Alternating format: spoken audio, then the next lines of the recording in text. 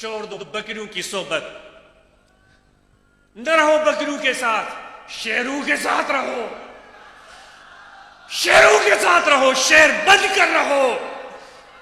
شیر بزدل نہیں ہوتا، شیر کمینہ نہیں ہوتا، شیر کسی اور کے شکار میں نظر نہیں رکھتا، اپنے رب کی دی ہوئی طاقت سے جو اس کے پنجے میں ہے، جو اس کے آنکھوں میں جو ایک شرارے جھلکتے ہیں، جو اس کے شکل میں جو رعب ہے، اس رعب اس طاقت کے بلبوتے پر شکار کرتا ہے۔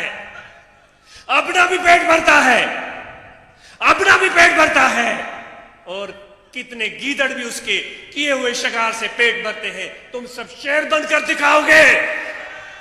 تم اللہ کے شیر ہو، تم خدا کے شیر ہو، تم میرے نبی کے شیر ہو، تم میرے نبی کے غلام ہو۔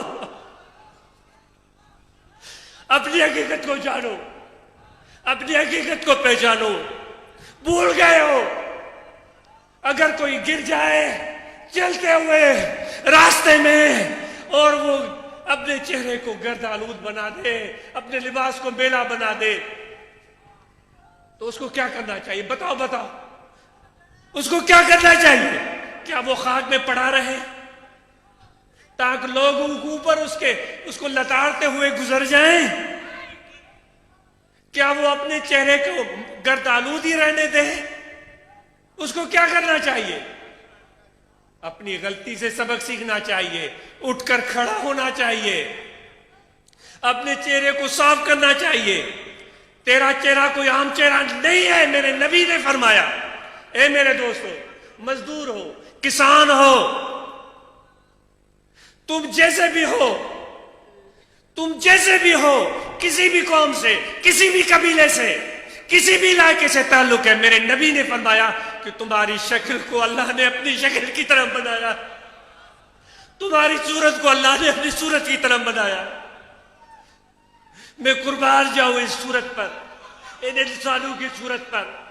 کتنی حسین ہے یہ صورت، کتنی خوبصورت ہے یہ صورت، جس کو اللہ نے اپنے ہاتھوں سے بنایا ہے، جس نے اپنے امر کو اپنے روح کو اپنے امر سے تمہارے جسم میں داخل کیا ہے۔ اپنے مقام کو پہچانو۔ کیوں اوروں کے لباس کو دیکھ کر تم مغرور ہو جاتے ہو؟ کیوں اوروں کے محلوں کو دیکھ کر تم مغرور ہو جاتے ہو؟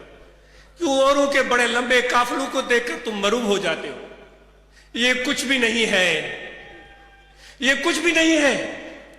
ہاں، اگر ان کے دل میں اللہ تعالیٰ کی محبت کا ذرہ موجود ہے، وہ جلوہ موجود ہے، پھر تو سبحان اللہ۔ آئیے آج ہم یہ عزم کر کے اٹھتے ہیں کہ اپنے دل کو اللہ تعالیٰ کے ذکر سے ہمیشہ آباد رکھیں گے، اپنے دل میں کسی اور کی یاد نہیں رہنے دیں گے، اور ہمارے لیے جو مرکز نگاہ ہے، جو ہمارا رہنما ہے،